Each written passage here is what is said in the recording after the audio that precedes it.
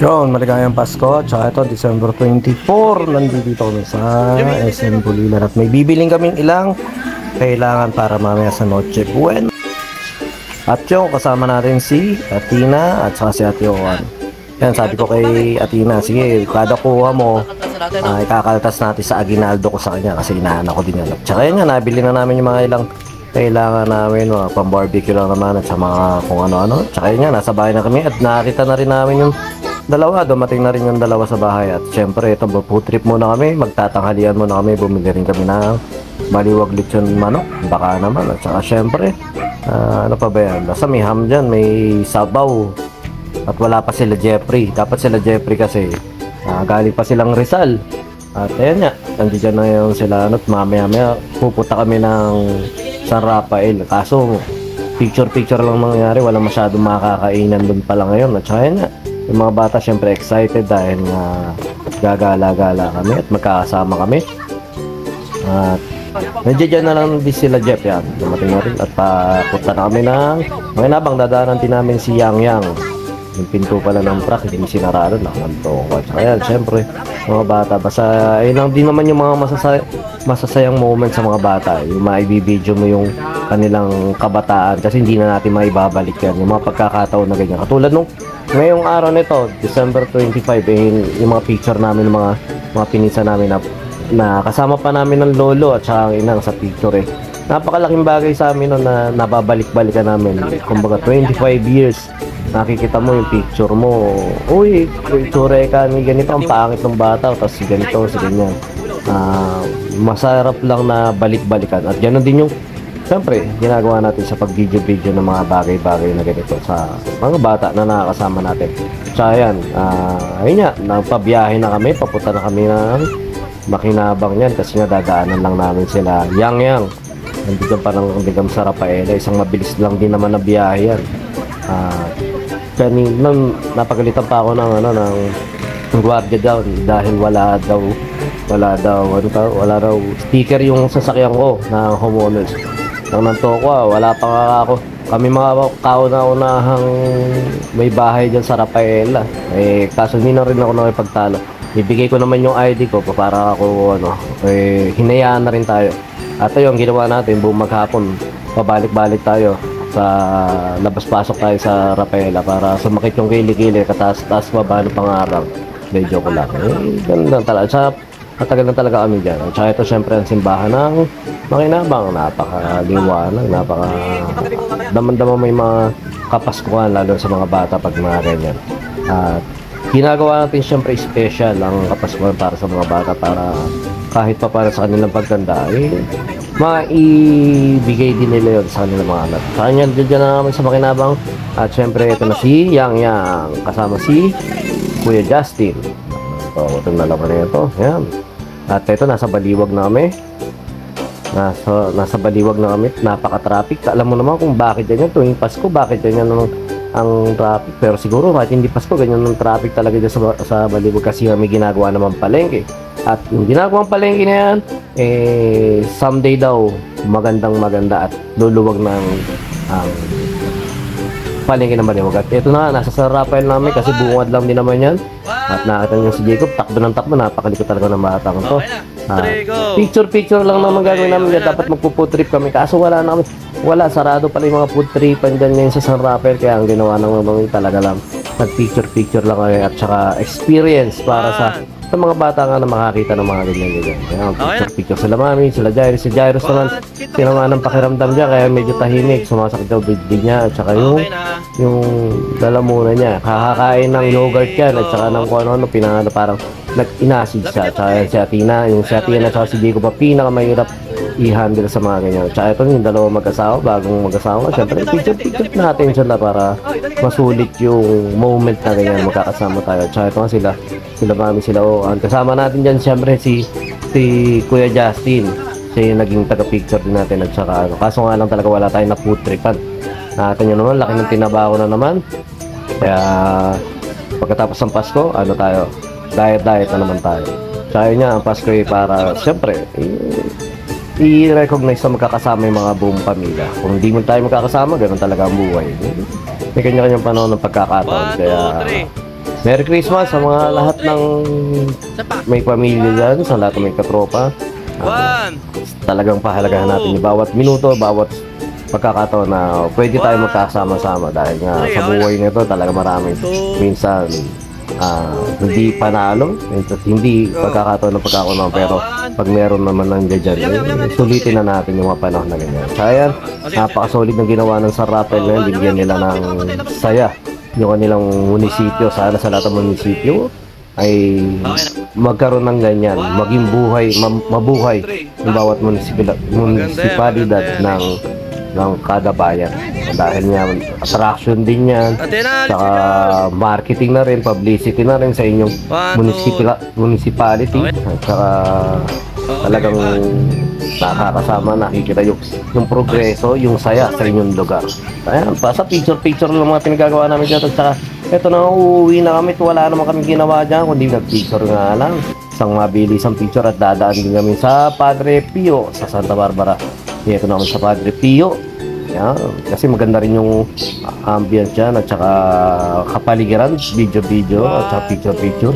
Saka may maganda silang bilin dyan kaya at saka ito yung dalawang mag-asawa ulit, pinicture na natin.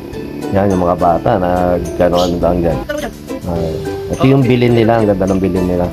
Ang ganda ng ambience din dyan sa mga bata. Makikita yung mga bilin nila ganyan. Tapos kukwento mo kung bakit may Pasko, kung sino ba yung nasa sabsaban na yun. Malaking teaching lesson, pero parang pwede mo silang turuan. At ito na, uuwi na rin kami at pagkuya namin ng bahay, mag-trip si Jacob. Dali.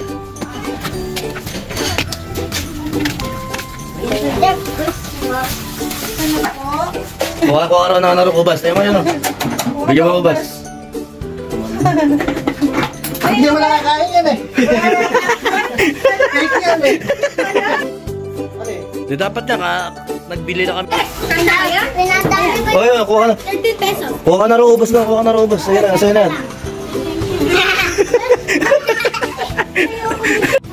At yun na, napagtripan na ni Jacob yung tito at kapatid niya. At yan, nagluto-luto na kami ng ihaw-ihaw at saka kung ano-ano. Basta nag-spaghetti rin sila Jeffrey, nag-macaroni salad, ganyan-ganyan lang naman, simple yan lang. Wala naman kami masyadong kumbaga saktong salo-salo lang. At hindi rin naman namin masyadong nakain kagabi dahil nga mga na-shot din kami. Yan, nag-shot kami tatlong magkakapatid. At pinakabandling na rin namin yan. Tsaka si Ate Owa na atin nga naman nagluluto-luto na. Siya nagluto ng ating hindi masyado rin nakain niya kagabi dahil nga mga busog na halos. Kumbaga yung process lang ng pagluluto, pagbabanding na ganyan. Ayan lang din naman ang importante dyan na ma-import. At saka ito nga, susunduin namin si Jayden at saka si Jaysar para naman makapagmano rin sa kanilang mamila. At saka ito na, isang mabilis, kasama na natin si Jayden at saka si Jaysar. At eto na sila sa bahay, mag-iiyak-iyakan yan. At talagang first time din nakita ng mami yan. At saka ito, iyakin pa siya si Jaysar. Dati ang iyakin si Jayden, pero ngayon si Jayden nakikipaglaro na. At saka first time na rin mamit yung mga kuya niya. Yan. Sana si Jamie, wala, hindi natin nakasama si Jamie. At saka ito na, isang mabilis lang din kasi masyado ng gabi yan Masyado ng gabi yan, kaya iuwi rin natin sila kagad kasi dapat maaga-aga sila na tinadala. Ang problema, medyo ginabi na rin kasi nagsimba pala sila kasama ng kanilang mga lola. Tsaka nga, yatin na natin sila, isang mabilis ang biyahe nga lang din. At nandun na sila sa likod. At ang Kuya Jairus, napakabait ng Kuya Jairus, talaga yung naalagaan niya yung mga kapatid niya. Tsaka nakikipagharutan na rin sa kanila ay si Ate Athena, si Jacob, si Jayden, si Jaysar. At si Jaysar medyo wala sa kondisyon niya yun. Pero yan, malaking bagay sa akin yan. Natutuwa ko dyan. The first time din nila magkasama-samang magkakapatid. Ayan, ayaw din magpa-picture ni Jayden at ni Jaysar. Takot talaga dyan. Walang mga hilig sa picture-picture tong dalawa nito. Yan. Pero yan, first picture namin apat yan. Sayang wala si Ate Jamie. Ayan. Ito tinuturuan. Wala kasi talagang kaayos-ayos. Wala. Hindi pa sila marunong sa kanya. Pero yan, 2 years old, nakapagbilang na ng 1 to 20 yan, si Jaysar. Okay. Ay, si Jacob. Jayden. Kuya Jacob, Kuya Jairus. Pangit. Atina ang bungi. At ayun nga, nahating na natin yung mga bata kasama sila Jacob at saka si Jairus at saka si Athena. At saka pag-uwi namin, luto na yung spaghetti at ayan, nagpuputrip-putrip na silang tatlo. At sabi ni Kuya, ni Tito Jeff, pag hindi naubos yun, wala silang regalo. At saka yun nga, nandiyan na meron biglang masakit at yan ni Jacob nung nalaman na magbibigay ng regalo ang Tito Jeff niya. Pag naubos na kami makakain, ayun, nawala na naman ang sakit yan. At saka yun, ganyan lang yung dalawang magkapatid niya. Lagi nag-aarota. Pero pinakamaharot at dyan si Jacob. Si Jairus talagang tahimik lang yan. At saka mabilis pagsabihan. Kaya ito na, puputrip kami. Dahil nga Noche Buena na, parang hindi namin na-intay dito siyempre in 12. Kasi nga, inaantok na rin yung mga bata. Kaya nagkain na rin kami nung once na prepare na yung mga pagkain. At yan, syempre nagpray ng mami. At yan, taon-taon naman tradisyon na rin namin yan. Nung mga bata kami, dyan na rin kami minulat na mami na pray kami. Dati boring na ano kami dyan. Ano tawag doon, yung parang corny naman, mag-pray pa. Kundi na lang kumain. Pero maganda rin may establish yun sa bawat bata o sa bawat pamilya na pagpasalamat yung buong taon na kahit pa paano magkakasama pa rin.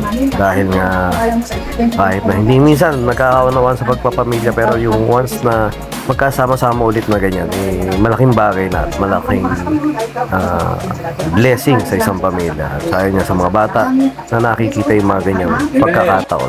Ayun, puputrip na tayo. Siyempre, nagkakain na kami. May mga regalo pala sa amin si Jeffrey na inihanda. Ng mga binibigyan niya kami ng isa-isa. Hindi naman namin alam. Sana makapag-prepare din kami ng mga kanya-kanya namin ng regalo. Pero next year, yun, sisikapin natin yan na parang may kanya-kanyang exchange gift na rin. Para kahit pa paano makabawi rin kami sa mga kila Jeffrey, kila Sherwin niya. Ayan, kumbaga ngayon lang din namin. At saka galing pang mga Rizal yan, yung bagong kasal na yan, si Jeffrey at saka si Marie. At ayan na nga, nilalabas sa Jeffrey yung mga regalo niya sa bawat pamangkin, sa bawat kay Mami, sa akin, kay Sherwin, kay Juliet meron din, at saka kay Lovely meron din. Kaso nga lang mawala sila dyan dahil nga may pasok pa si Juliet, si Lovely nasa kabilang sa kapatid. At ayan, yung binigay na rin sa akin ni Jeffrey yung para sa akin kay Kuya. Maraming salamat sa inyo at nawa sa mga susunod na taon mayroon na rin kayong baby para mas masaya. Makita rin natin yung sa inyo naman. Ito naman yung kay Mami, napamalakas ang regalo ni Jeff. Napakaganda ng regalo ni Tito Jeff sa mga bata. Ganda ng mga damit ni Athena at saka ni Jairus at ni Jacob. Sa amin din, damit din yung bigay ni Tito Jeff at saka short na pwedeng pang lakad-lakad at pwede pang makapal-kapal naman. At ito nga yung suot ko nung pamasko. Ngayon pinamasko natin. Siyempre masaya sa mga nagbibigay, yung mga nakikita yung binibigay nila, sinusuot natin. Kaya ganun, sinuot na lang din natin yung mga binibigay nila sa atin. Dahil nga wala rin naman ako mga binibigay bago ngayong Pasko dahil nga meron tayong pinaglalaanan ng pera natin dahil nga bibili tayo ng sub na active this coming next year, parang this coming New Year, para magkaroon tayo ng kahit pa paano meron tayo maiambag sa ating sound system ngayong taon. Last year nakapaya tayo ng sasakyan sa truck natin, tapos nakabili tayo ng beam na hindi ko naman masyado nagagamit, sa nadagdagan yung ilaw natin. Kaya si Athena napakagaling sumayaw niya, napakagandang bata niya sa kanyang paglaki, saka mga bibo talaga. Yung mga bata na talaga mga nakakatuwa. Ito syempre magpapasikat si Kuya Jacob dyan, hindi magpapatalo yan. Sabi niya isa na yan Teka ba? Nag-teka ba kayo? Nag-teka ba? Ano ba? Napakaganda. Napakaganda ng regalo sa inyo ng Tito Jeff. Tanong ko Tinang, sino Black Rider? Iyon! Galing din sa sayo talaga to. Basta eh. Gusto ah, matatapos to. 3 minutes to, 3 minutes. Ay, sasabayan ka ni Diego. Alam mo yan. Yan mo sinasabi ko, pambato yan eh. Oh, balis ka! Para nagdulo. Alam, suko naman. Dito pa ako. May na eh. Pero mas bigas yan. Bakit mo yan eh? Yo, bagay na bagay ka dyan. Bea, alang may alam mo na kayo. Ano sa Walter? Yung birthday ko? So, di mo sayaw pa yung aso.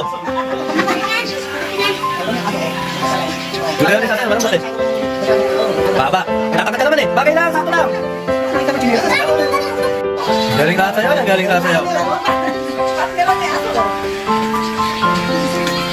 At di po mo, pag nag-lebe ka, saan ka pagkakanda ng papa mo?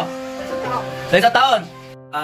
At yun nga lang pa ako ng Kuya Jairus, kami nagkukwentuhan dyan tungkol sa mga syempre ganap namin nung kay Inang naman dahil nga syempre namimiss namin ng mga bata kami, tinignan namin yung mga picture na ganyan. At saka ito syempre binubuksan ni Mami ang kanyang regalo sa kanyang anak na si Jeffrey. At saka yan nga parang healing candle yata tawag, hindi ko alam kung ano tawag dyan sa ganyan, basta ayun ang regalo nila Jeffrey dyan. Basta para may scent yan eh, may amoy yan eh, na kailangan sasaksak mo tapos parang therapeutic na ano yan eh, na basta ganun, therapeutic na isasaksak mo tapos may therapeutic scent na aamuyin mo tapos pag naamoy mo mawawala yung sakit ng ulo, ganito eh, parang mind setting pa rin yan yun, basta ganyan yung ano, pwede ilagay sa kwarto, sa loob ng bahay.